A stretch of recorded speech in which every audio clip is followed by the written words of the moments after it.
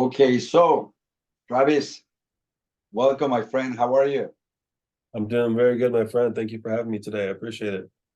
Well, this is my first, how to call this yet, but as far as I know, can you hear me? Are you okay? Are we good? I hear you nice and clear, my friend. Perfect. Yeah.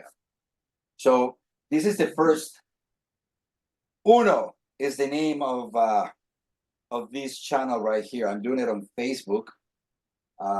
The idea is to go live on Facebook every time, but I don't know what happened. I had everything prepared, so for us to invite friends and everybody else, but for some reason it didn't work. So I'm gonna record it. We're gonna post it on Facebook, so we can send people as soon as we're done. I will post it. Okay. Hmm. So now, with one of the things that I had in mind to talk about, it came to me that first for you to tell us a little bit about your story. You know, like what do you do, where you come from. Tell us the reason why is it that you choose this path for you, which is mental health, uh, which I really thank you deep in my heart that you did, because you have been able to help me as well. You know that we get together in the group at the ARK, and every time you come in, you add a ton of value. And to me, that means the world, because I think we all need help somehow, and I think that everybody has a gift, everybody has a talent, that if we're humble enough to be able to see it and to ask for help, is when we find out that the solution, it was in front of our eyes and we just didn't know it, that it was there, and it's usually someone that is close to us. Mm. So with that said, I just want to leave it open for you to tell us a little bit about you, like who are you, where you come from. Tell us a little bit about your past. You told me you went to the Navy. Hmm. So I don't know. It's all yours, and I hope you don't mind if I take notes, because every time you talk, I have a lot to learn. So, so go ahead. Thank you for that. Yeah, well, so by profession, I'm a mental health therapist, and I've been doing this for about 12 years now. And people will say, well, why would you choose this profession? And why does anybody kind of get into the helping field in general? And I think there's a pretty safe assumption that the vast majority of people that choose to go into any kind of helping profession, whether you're a licensed therapist or you're a life coach or you get into different things, usually it's that person has had some kind of experience in their life that positions them to want to understand themselves because they've endured some type of their own difficulties, right? And it's not necessarily, I think, that you choose to do it. I think something happens in your life that chooses you, right? Wow. So for me, when I go to speak to a person or I'm interested in getting help from somebody, I mean, I've kind of gone through enough of my own experiences in time that I'm not really interested in your education and your degrees and your certifications. I'm actually more interested in the story and the darkness that you've endured and that you've gone through in your life, and you coming out the other side integrated, mature, healed, and whole, or at least as honest about as you can possibly be. And that, in my mind, that's what really qualifies someone to speak into my life in a way, is the story that they've endured and see the redemptive purpose of what God has been doing. Mm. So, for me, I want to go back and reiterate. To me, I really feel like a lot of what I've done has been, I was chosen for it. It wasn't something I just chose to do one day as a profession. Mm. I was led into this kind of work, and the kind of work I do, it's more than just, hey, it's not cognitive behavioral therapy. Let's talk about the way you're thinking that's causing you distress. It's let's try to discern what God is doing in your life, how God is using people and circumstances and the patterns that are evolving or that are constantly showing up, Mm. and what is it trying to teach you? Because if you don't learn the lesson that's being taught to you, you will resist it, and the more you resist, that is the paramount level of suffering that you will endure in your life. And So, so give me a little bit of I guess a feedback of where are you coming up with this? Because like I don't really listen to psychologists talking like that. Okay, and I listen to a lot of them like in YouTube, and but you're speaking from a point of faith connected with psychology, which is even more powerful. Because and I like that the first thing you brought to the conversation is darkness, and that's the first thing that people run away from. Yes. So can you share a little bit more about that? And as we're going in English, what we're gonna do maybe, how about if instead of doing 2 hours, like, you know, when we start talking, it's almost impossible to finish. So Right. how about if we do half in English and then half in Spanish? Would you like that? Yeah, sure, that works. So let's do that, because if not, we're just gonna go crazy back and forth. No, I So understand. all right, so let's talk about darkness and where you came up with this, because to me it sounds like you created like a new system, a new thing that I never heard that before, at least Yeah. with the words that you're using. Yeah, you know, I wouldn't go as far to say I've created a new system. I think I'm trying to integrate something that most people tend to leave out. Okay. And you know, there's one simple truth about who we are as individuals is we all embody duality. So we all have potential for light and for dark, for love and for hate, for joy, for pain, right? So suffering, for sadness, for forgiveness, for elation, for positivity and happiness, and for dread and fear. Like we all have capacity for the full range of emotions. We all do. And to deny that it's almost heresy, right? And so we live in a world, we want to keep everything positive, because remember, like the mind and the ego want everything to kind of go the way that the mind and the ego thinks it's supposed to go. And when people come to therapy, it's because their life, something in their life is not reflecting the way that they think it's supposed to go. And then they start judging it. And the more they start to judge that process, that creates more energetic emotional angst. And they fail the spiritual discernment to understand what is God doing? What is the spirit of God doing behind the scenes that's trying to get my attention and teach me something? So if you deny the simple fact that we are spiritual beings having a human experience, if you deny that, then it would make perfect sense that if your life doesn't go the way you think it's supposed to, then you go into suffering, you go into, again, all this, you burn up all the psychic energy, you feel emotionally dysregulated, you have all these problems, and you go to a therapist and help me look at this the right way. Help me to kind of work through this, what's really going on, because I'm so deep in my story, I can't zoom out to see what's actually really happening. And it's like, as the phrase in English says, like you can't tell the forest from the trees. Like you're so deep into it, you can't have any perspective to understand what's going on. So I talk a lot about spiritual things because we're spiritual beings, right? We're made in the image of God. And because we're made in God's image, the part of us co-creates with God in our life based upon our belief systems, based upon our agreements, based upon the way we think, based upon, believe it or not, the influences of these generational line of people we've all come from, right? Everyone. Like we are the culmination of generations of past people. Like we really are the dream of all of our ancestors actualized. That's us right now. And it's a miracle that we're here. And we really are a miracle on so many levels. People don't quite realize, you know, it's because what people don't seem to understand is on some level, Carlos, everybody has the life that they've agreed to on some level. But once you realize you're part of the co-creation of your life and the things you resist, how you spend your time, your money, what kind of vision do you have? Like, are you the kind of person that the biggest vision of your life is, I just want to retire young, have nice things, travel around, sit on a beach, sip on pina coladas, and that's the extent of what I want to do. But how about if I give you something real, so at least you're able to give us a real feedback, right? Like for example, like for me, without even knowing, right, or realizing, for me, success was on the top of the list, right? I didn't know that till one day I had to do an exercise, and I figured that success, it was even above love, above compassion, above anything else, right?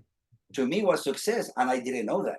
So the moment that I woke up to that reality, it's like everything changed for me, right? Like I stopped condemning myself for it, but I haven't been able to work with that full, like to fulfillment, right? For Mhm. some reason, success to me is equal money. I mean, because to a lot of people, it means different things. To me, it's all about money, right? And Right. even though that's not a priority right now for me, it is like it's still the program that is running and that it doesn't allow me to be happy and to enjoy my life. So with that in mind, now can you give me some of your wisdom? Yeah, so what you're referring to is you're talking about the thing that happens in our world, especially in our Western culture, right?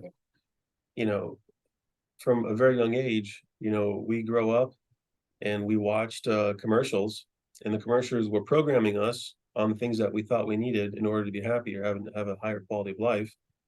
And you have family, you have friends, and you see people out there, and they're all telling you, go to school, get a degree, have this kind of job, make this money, pursue this kind of things because that'll make you happy in life. So we've essentially adopted this idea, right?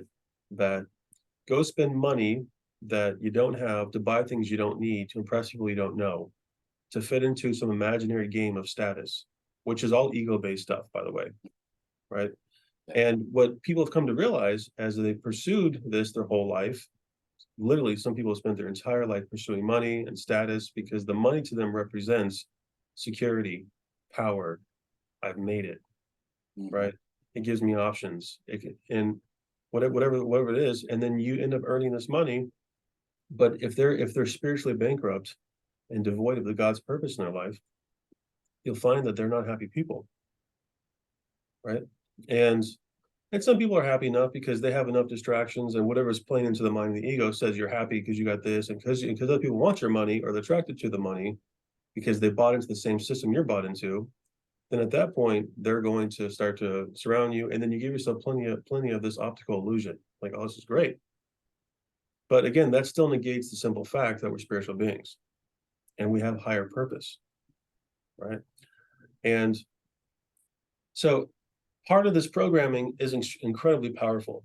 So a lot of times, even in my practice, when I'm working with adults, they're essentially they have like an inner child that's at a much younger age that's emotionally running the show, that's never Yes. updated their software, so Mhm. to speak, right? If I can kind of use like the metaphor of like the body, the brain, right? Like all this stuff, this is just the avatar. This is the hardware it takes to be here, right?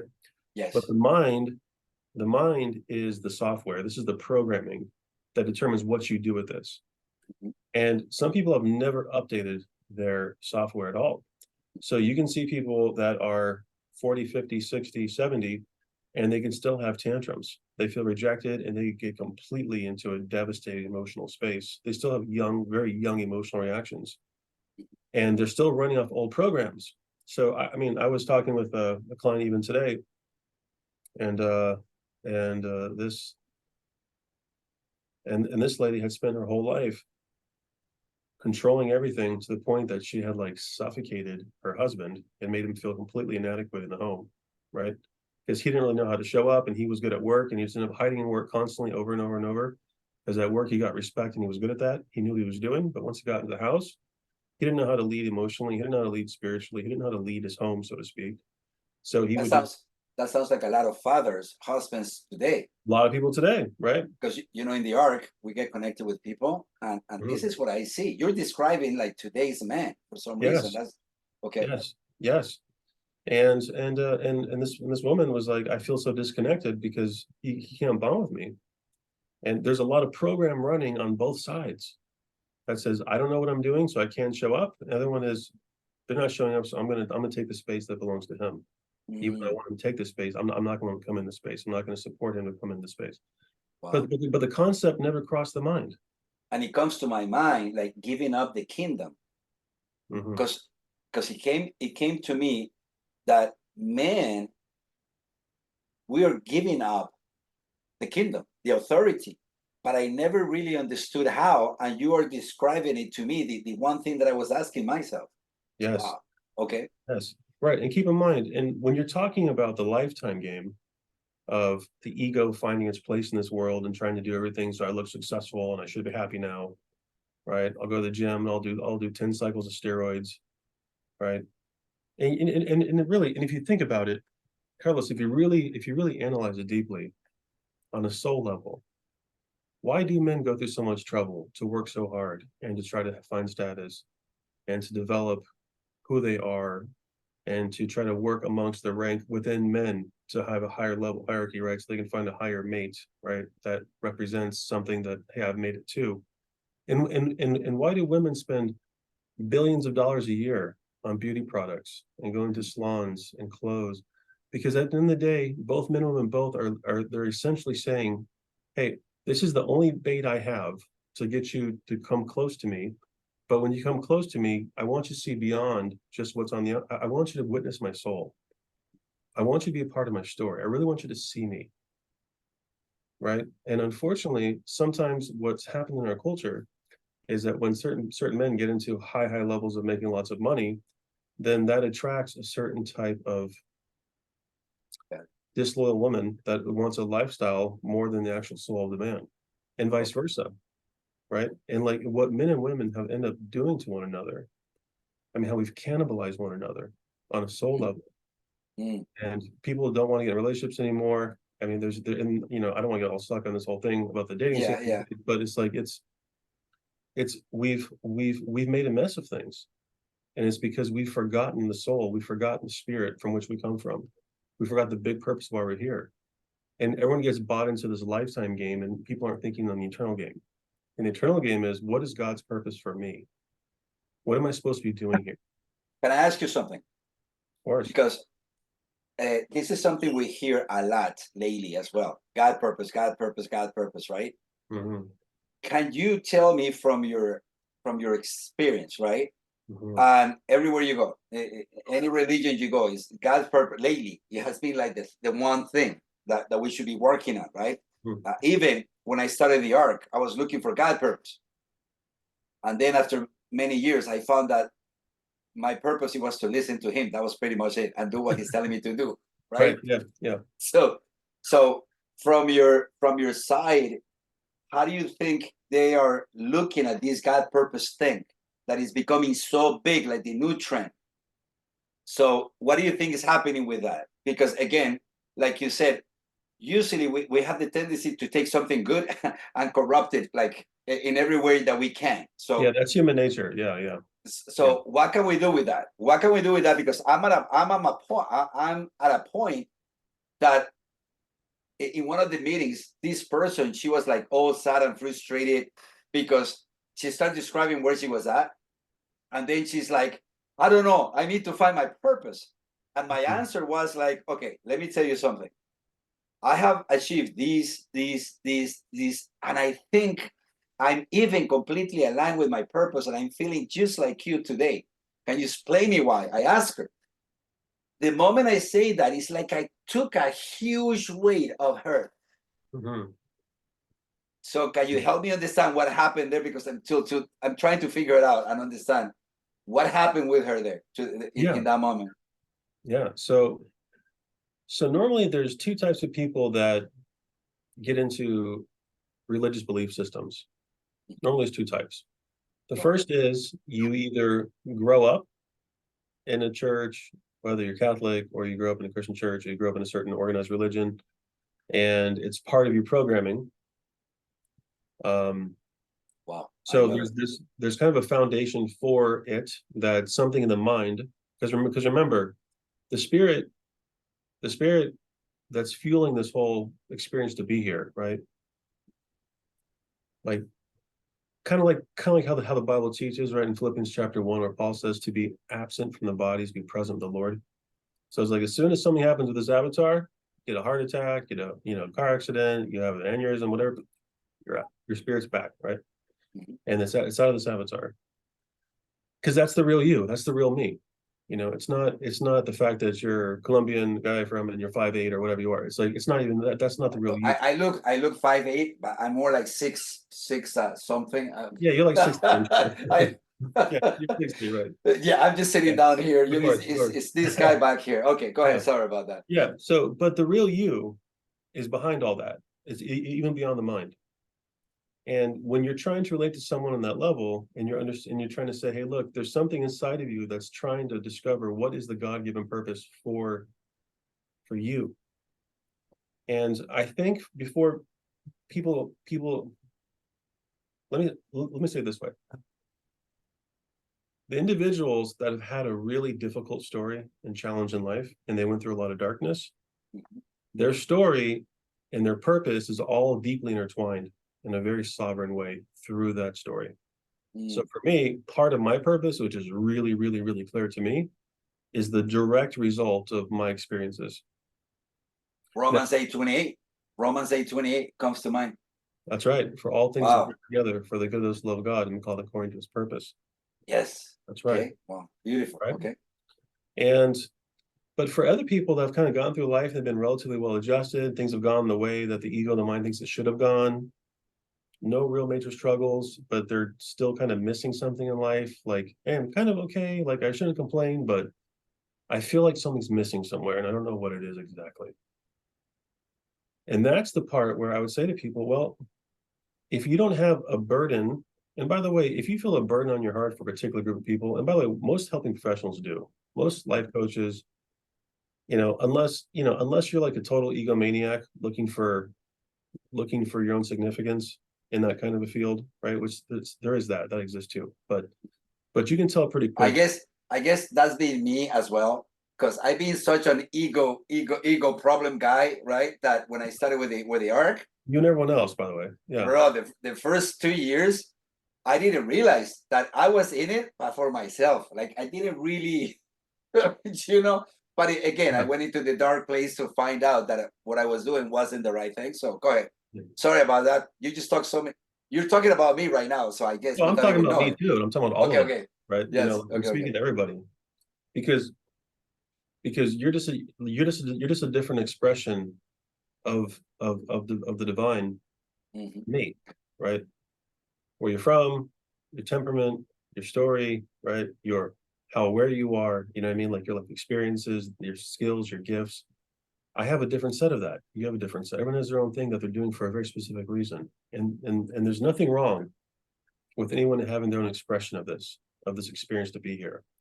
But for the average person that's just trying to figure it out, I would say, quite sincerely, get to know God, connect in spirit, and above all, just love people. That's your overall purpose. Because remember, even Jesus says it in John chapter 17, verse 3, where he defines eternal life. He defines eternal life. It's not our kind of our worldly kind of a concept of it, like maybe one day, a moment after death, something's gonna happen and I get to spend my eternity. Like that's a misconception, right? What Jesus says in John 17:3, he says, this is eternal life, that you may know the one true God and Jesus, his son, whom he has sent. It's a deep knowing. It's not to know of, not to have the knowledge of. It's to have like the personal relationship with, right? And this is the will of God for you, is to know your creator, to be in communion with him, and then to love other people as the conduit for it. Because if you're not connected in spirit, then you have a very limited capacity and like battery to give. But when you're connected in spirit, you can do a whole lot more.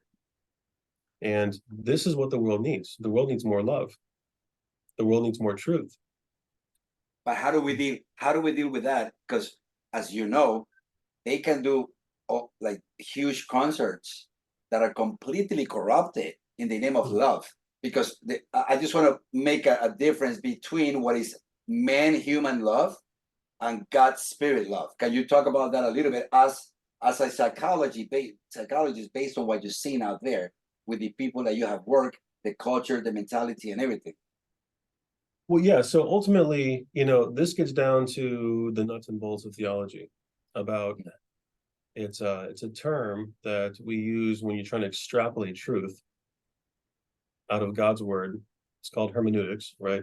Yeah, so it's the idea of, you have books that were written 2,000 years ago plus, and some more than that, written in a different language to a different culture to a different audience. And how do you take all that information contextually with what is written to, and then try to extrapolate meaning that has a practical application for our life here today in America in 2024, right? Like how do you bridge that gap? And so it takes a true kind of, I would almost say, commitment to seeking truth in order to be able to embark on that journey. Because at the end of the day, ultimately, even what the Bible teaches us is that Jesus says it's the Spirit of God that is going to lead you into all truth. You know, as you seek Him. Remember, this is what He's looking for. This is John chapter 4, is what Jesus is speaking.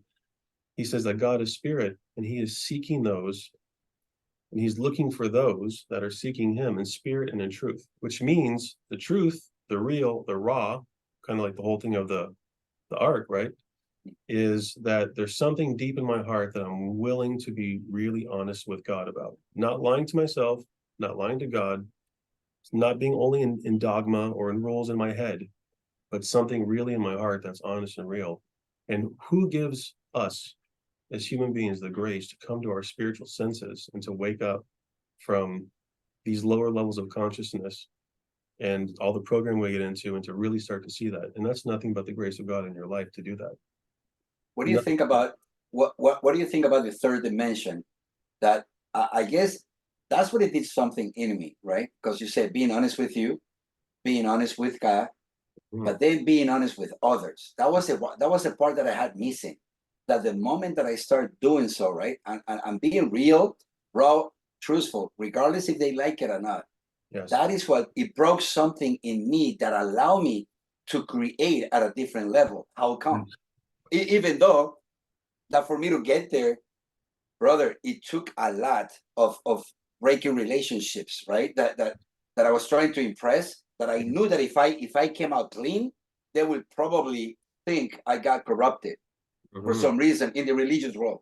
Yes. So help me understand what happened there. Because it was after that I grew and I was able to start being me for the first time in this religious world. Because in the world, I didn't have problem being me. But then when I came to the religious world, it was the most beautiful thing and the worst thing that ever happened to me. Absolutely. Absolutely. Because it's like you break out of being a sheep, out of kind of like the herd mentality of we're all kind of in this collective collusion to keep things really clean and simple and nice and friendly. But once you start getting too honest about what was happening in your inner world, we'll go back to what I was saying, that we all embody duality, the pain, the darkness, you know, the nature that you have, you know, that's not really doing everything the way we could be doing, right? Once you start doing that, that becomes a very powerful light mirror to other people. And if they are hiding from themselves or lying to themselves, that light comes in their space, and they either have to say, wow, what a breath of fresh air that you're so honest. Carlos, I love you, brother. Or they're going to demonize you and be like, yeah, this dude was kind of out there. He's a toxic personality. You know, he's this or that. Because that's how I felt. Right. That's how I felt, that I was being rejected as a toxic for this holy place. Yes, of course. Right. Because remember, it really has nothing to do with you, because everyone. Yeah, but it was hurting me, and it was killing me every time I tried to be a little bit, you know. It was hurting you because of one thing. Because our tendency to be in the mind, to be in the ego, to be here in the body, is we all want to belong. And and remember, and this is a legitimate need to belong and have attachments. That's what I was looking for, I guess. It's very legitimate. Remember, the first problem God ever solved in the Bible, He said it's not good for man to be alone. So the thing that we're made for, love and connection, is really, really important. However, once you lose sight of the fact that we have to sacrifice our authenticity to keep a false kind of connection or a limited kind of connection, then that's when this suffers, and this is terrible.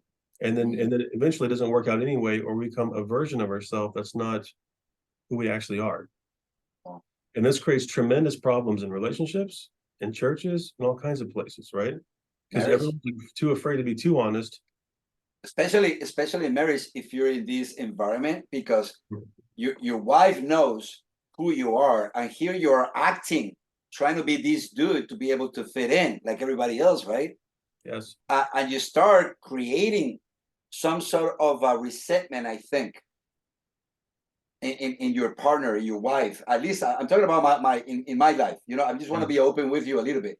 Of course. And because she knew who I was, and then I was acting this way at church, right? At these holy places, because I went to a lot of different ones, seeking for something that I didn't know that it was in me, right? And when I found it, I was challenged. And I was challenged to break with all the authorities in my life.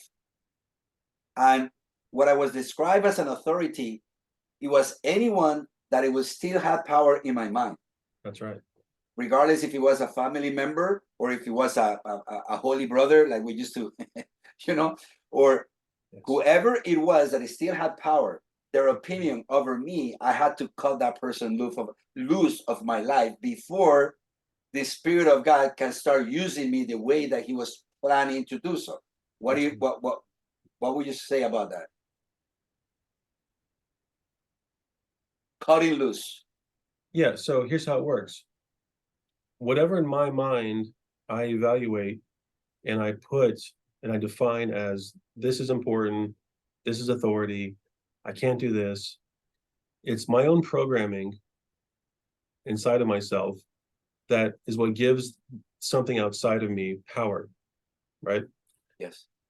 And so the whole journey is to have enough bad experiences and good experiences and start to accumulate that wisdom over time that you start to realize, hey, this person does this, or they say this, or I'm so afraid of this person rejecting me.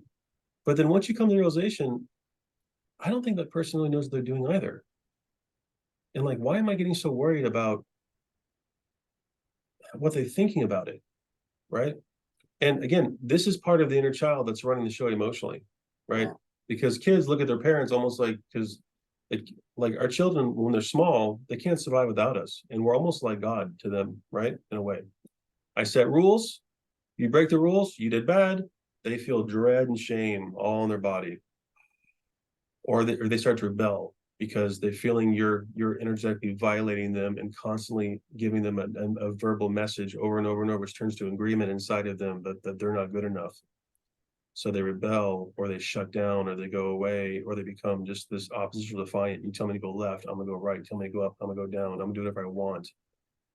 And there's such a profound dance of energy in family systems and the mirroring we have on each other. It's so profound. But if you don't have the awareness within yourself to know why you're reacting the way you do, you're always going to be a slave to the energetic exchange with someone outside of you. And you're going to be looking for the illusion there's something outside of yourself that you need to make yourself feel okay. And that's the big lie, is you embody, you are a temple of the spirit. And in spirit, there's nothing wrong. There's nothing to fix. You've been redeemed. You've been sanctified. You've been called, right? You have everything you need. You have a provider. You have love. You have security. But a lot of people are looking through these eyes and through what the mind says. Oh, I don't have this much in my account, or this person's not in my life right now, or this bad thing just happened. And then they were a victim because they're a slave to what they assign to it. And that creates all the psychic distress in the body. Wow. So much so, my friend, so much so that some people are so terrified of conflict, or that their inner child is so distressed because of previous events that happened in their life, and there's so much energy trapped in the body that they've been in a complete state of cortisol release for so long that it's actually diminished their immune system. Now they have an autoimmune disease, and everything that goes wrong, everything just piles up, and they panic attacks, and like they'll come to me and they have all this stuff, and I'm like, whoa. How long you've been living in a state of fear? Like you're not okay. Like, I don't know, I've just been like this forever. And then we'll go through a little guided imagery. We'll do our little techniques to quiet the mind, drop into the emotional body a little bit. And then there you find the inner child that has the deep belief, I'm not going to be okay. I'm not safe. I won't be taken care of. And I'm in constant distress and dread. So and this is what happens to adults. So for the people, all the adults that are listening to you right now, right? What it will be the question that you will ask them right now to help them at least opening up to the idea of the inner child that you're talking about? Because the other day I saw you doing this exercise with someone, Mhm. And I stayed quiet the whole time, right? And I went in to try Yeah. to understand, it, and it was beautiful. Yeah. So, which can we do something for the people, whoever is watching this episode of one talking with Travis? What can we give them? I want you to give them a little bit for them to write and to take with them so they can start exploring themselves. You know what I mean? What would you give them? It's a great question. I wasn't.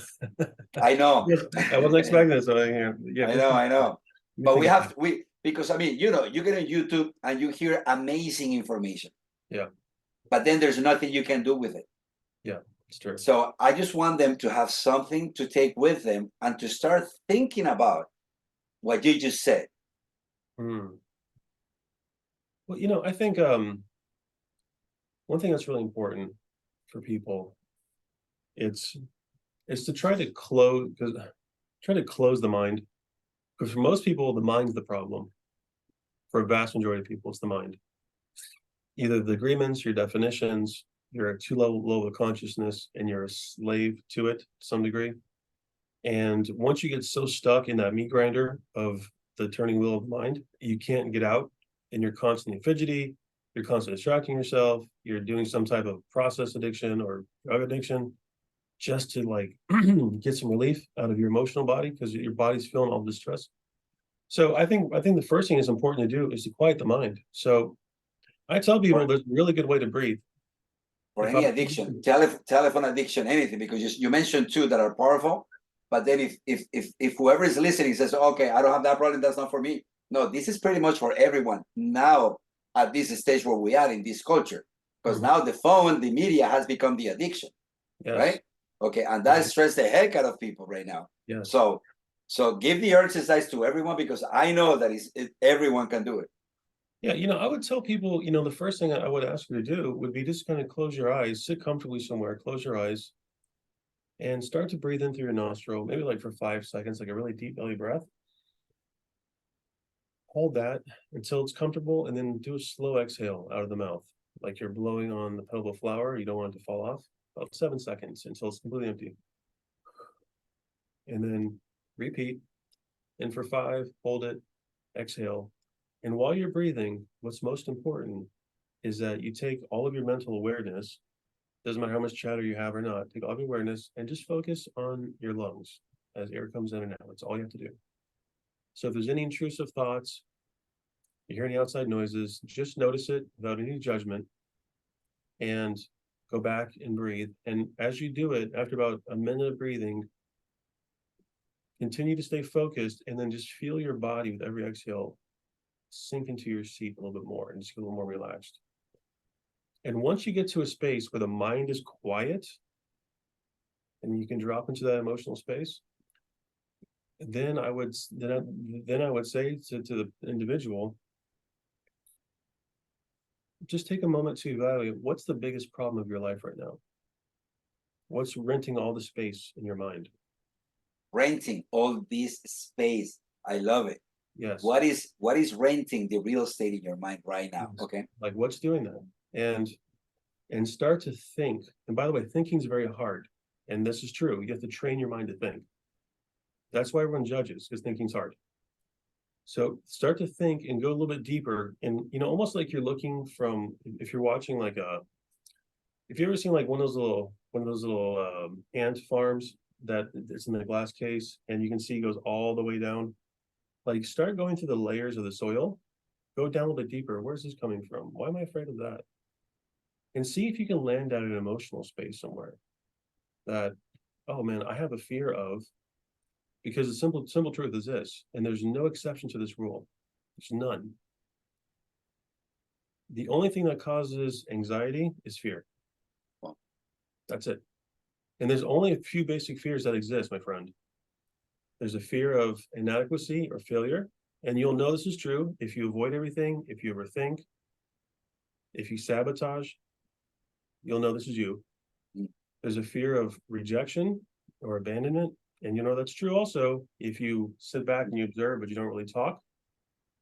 or if you try to be people please, or you try to like fawn everybody and, hey, what does this person need? You're always reading everyone's energy really quick. What does this person expect me to be? If you wear an emotional mask, if you're a chameleon, those are symptoms that you have fear of abandonment, rejection. Or you don't ask for anything you need at all. You're totally detached from what you want, what you need.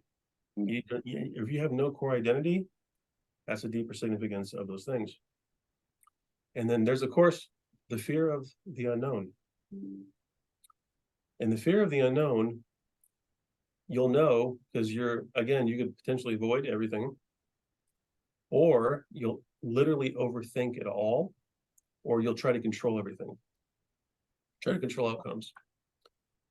Because remember, the inner child that's running the show emotionally, that inner child is trying to soothe himself by controlling the outcome through the adult. So make sure you're doing what I expect you to do, make sure this goes this way, and every detail is going to be a certain way. And then get down to where the inner child is, whatever this might be. And see where this inner child is, and see in your mind if you can enter that space and approach this inner child. And you give the child what it needs, the reassurance it needs, the love that it needs, holding its hand. Because, brother, let me say this to you, Carlos, I have talked to some people that have been through some of the most unbearable, thinkable traumas. Wow. And their inner child is in a dark room and it has never come out their entire life. And they're on suicide watch, metaphorically, and they attempted suicide literally, because of the fact they've been, they in a room full of people and they feel completely alone and they don't trust love and they don't trust anybody. And for those individuals, it is really hard to be here, because if there's no love to anchor you, what's the point of being here? Love is the fuel that keeps us going. The other stuff is ego. What our spirit and our soul needs is love. We need connection. We need to be of service to other people. So those people that get invited into those really, really dark, dark caves, those dark spaces, those people is where they find tremendous treasures about what they're meant to do here. And they learn about themselves. And they become the most powerful, spiritual, evolved, gifted people you ever know in your life when they've had. So it's kind of like, if you want to have the gifts and all this stuff, you got to be willing to, you want to go to the mountaintop, you got to go into the darkest valleys. Wow. But most people don't want to go there because we all want to be comfortable. Nobody wants to be inconvenienced. Nobody wants to go through pain. Nobody wants to be vulnerable. Nobody wants to take a risk. Nobody wants, because again, it's all fear and ego, and it's all perception-based things. All of it is. So when you're trying to get a hold of someone, you got a question, go ahead. Yeah, no, everything that you're saying is so powerful, because you know a little bit about me, right? I would say a lot, because I've been open with you. Okay. Yeah. Real, raw, truthful, that part. Yes. What you described there, okay, I guess I can identify myself into a certain point. But something that I still don't understand yet is that how come, if you were able to go to that dark place, that pit, which is pretty much hell, which is the moment that you have to decide is either you're going to leave or you're going to take your life away, basically. Yes. But the moment you realize that you're not built for that, because there's something that is calling you, you just don't know what, right? And you're afraid because that place is too dark. Yes. But then when you overcome that place and you start a healing process of coming out, of going free, of going to be reestablished, why is it that you still have to visit that place over and over and over and over? And I'm talking about me, even though I'm in my purpose, helping people, breaking through them. How come? And I'm talking to you like if you were my sent garden angel, right? Like I'll be saying like, dude, why do I have to keep visiting this dark place that I don't want to go? Why, right? That's my question.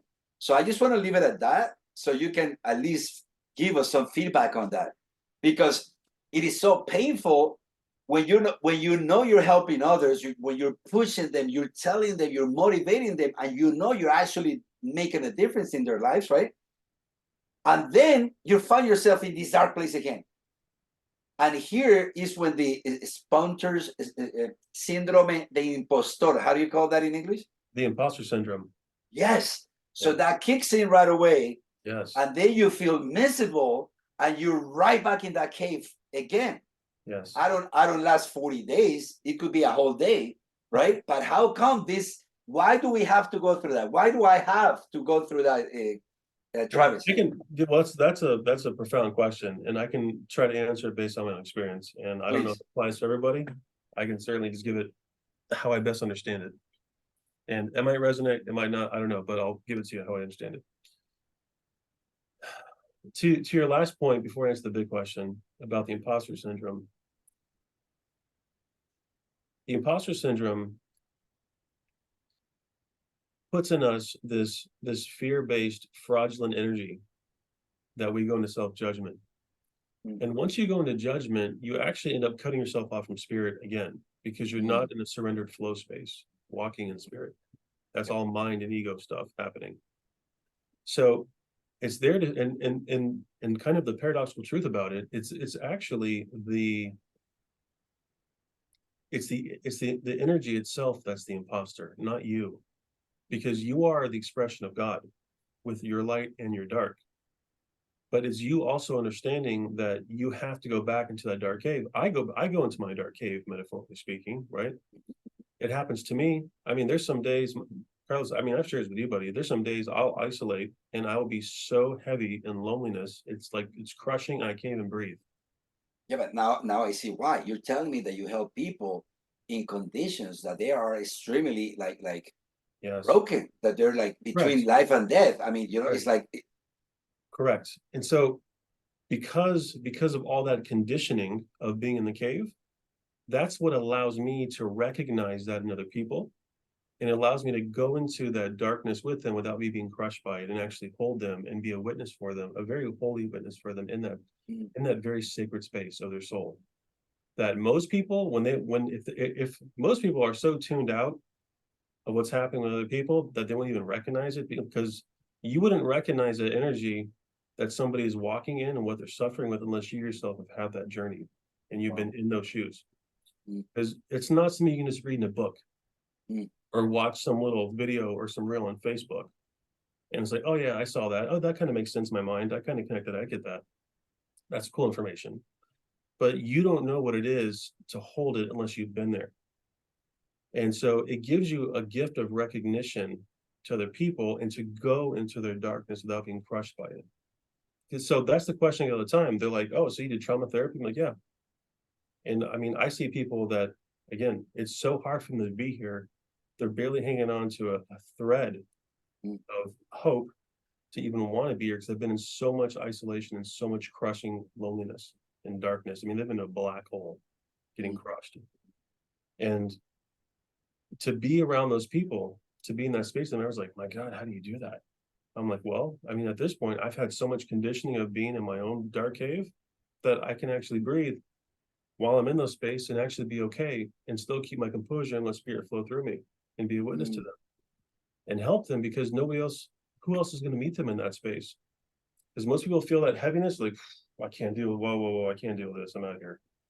Because remember, it's kind of like if someone says, hey, you know what, I want to get involved in a cause. Okay, well, let me go work with someone who, let me go work with a support group that help people with human trafficking, for example. They'll show up in a space like that, and then they'll actually see the reality of what those girls have to endure and how hard it is to get them up under the spell of the Stockholm syndrome that they're in, and the abuse and the manipulation and the things that's happened to them. It's so horrifying to their mind that's had this kind of nice, pretty well-adjusted life. They will run and never come back because they don't want to see the darkness.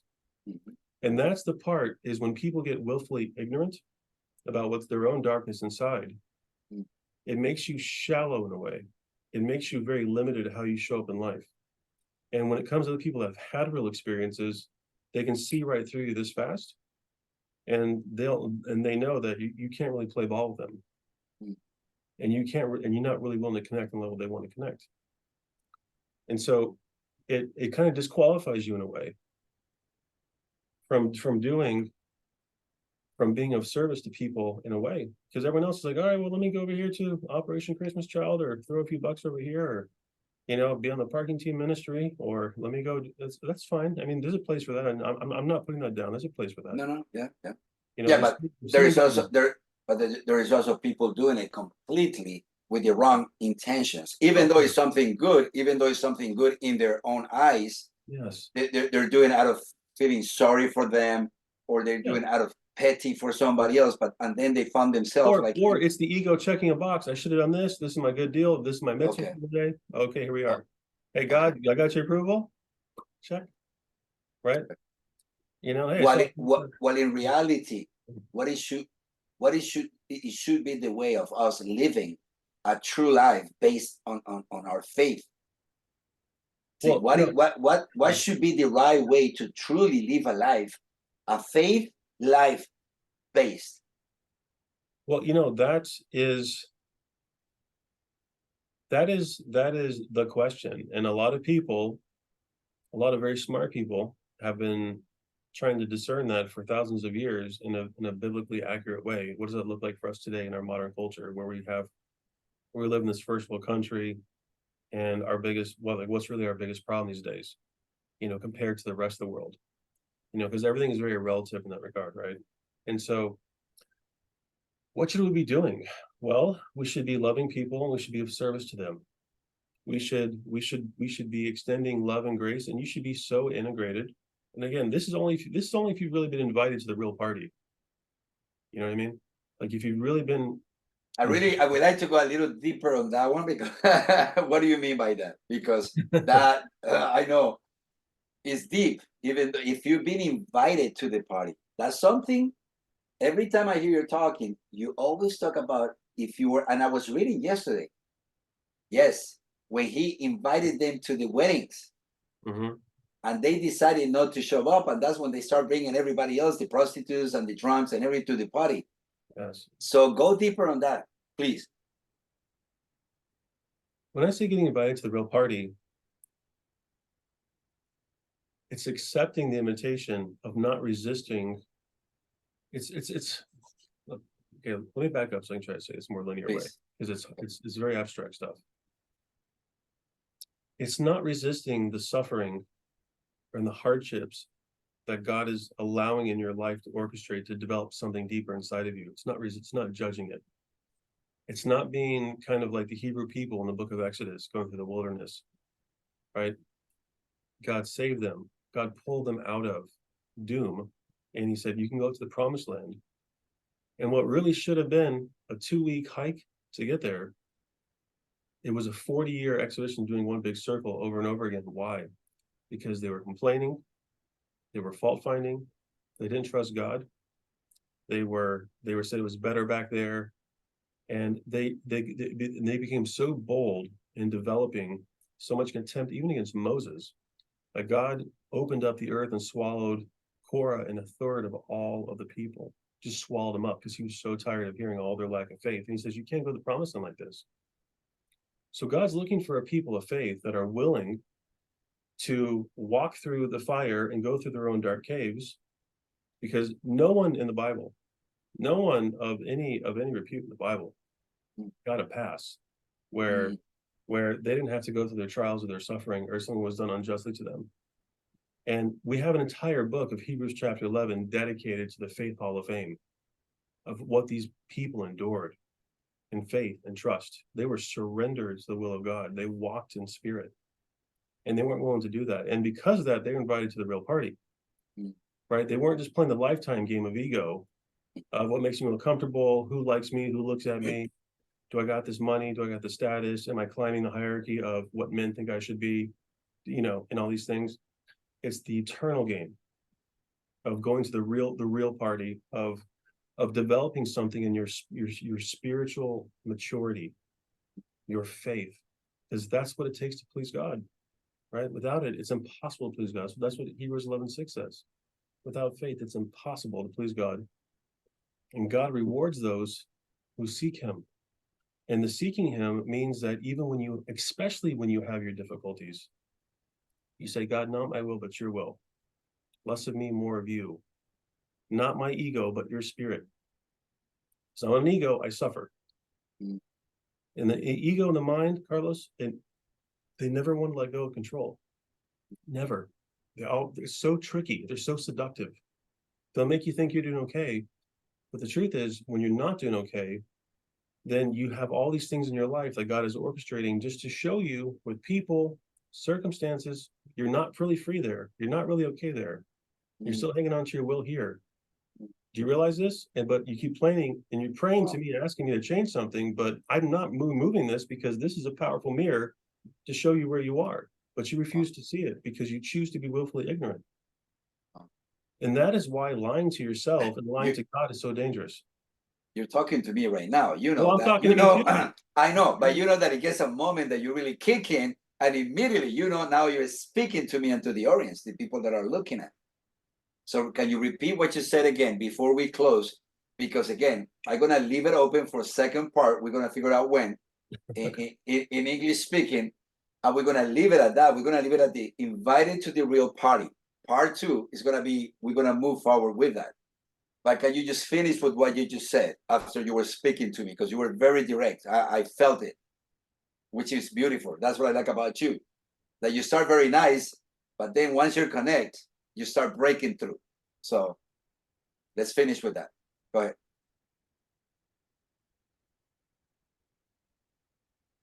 We confess to God for forgiveness, our sins, right? 1 John 1:9. We confess one to another that we might be healed. James 5:16.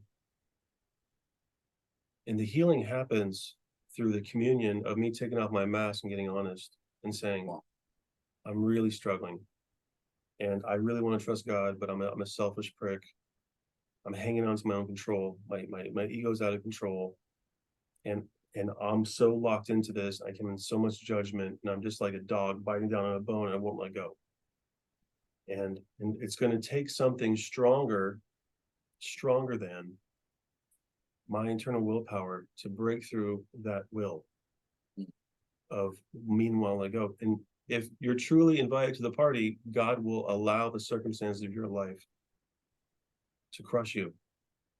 If you're really invited to the party.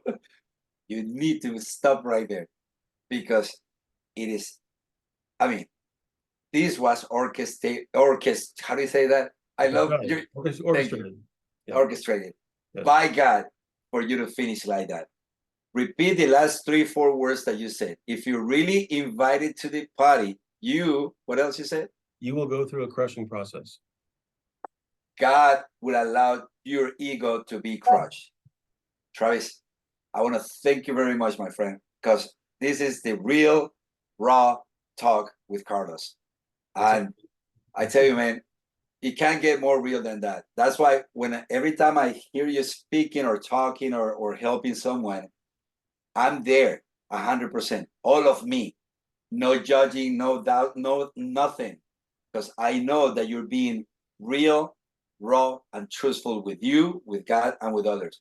And I want to thank you for that, brother. I want to tell you I love you and thank you for being here. And this is the first one, and you're the one. You are the one, man. I'm the virgin. Here we are. That's it. So we're gonna leave it at this right now, and I'll see you. I won't say next week because we don't know how we're gonna work this out. But you're definitely coming for the 2nd, 3rd, 4th, and 5.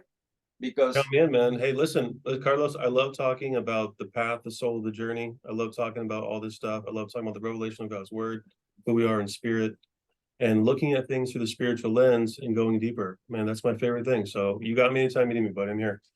Perfect, brother. So I thank you. And again, I don't know if I record this or not. I hope I did. Because I think you did, because I got the notification. So beautiful. Because for some reason the thought just came to go stop and make sure that it was recorded. So no, dice ahí que está grabando, ¿viste? Yes, thank you. Thank you. Okay, God is good, man. God is good. All right, brother. So I see you next time, second part with Travis Gray. Thank you again. And remember that stronger is the man that conquers his spirit than the one that conquers the city. Ciao. Amen. Second.